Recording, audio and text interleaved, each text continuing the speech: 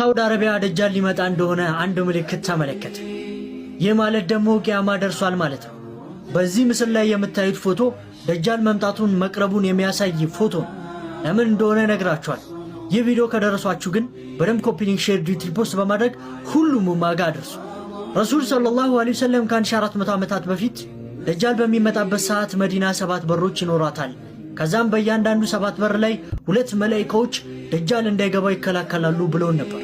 እናም ዛሬ ላይ ወደ መዲና የሚያስገቡ መንገዶች 7 እንደሆኑ ተመልክተናል። እናም ይህ ማለት ደግሞ 7ቱ መንገዶች ከ7ቱ በሮች ጋር ይገናኛሉ ማለት ነው። እናም የረሱል ሰለላሁ ዐለይሂ ወሰለም ትንቢት ተፈጻሚ እየሆነ ነው። ቂያማ መቼ እንደሆነ አናውቅም፣ ነገር ግን አላህ ሱብሓነሁ ወተዓላ ነው የሚያውቀው።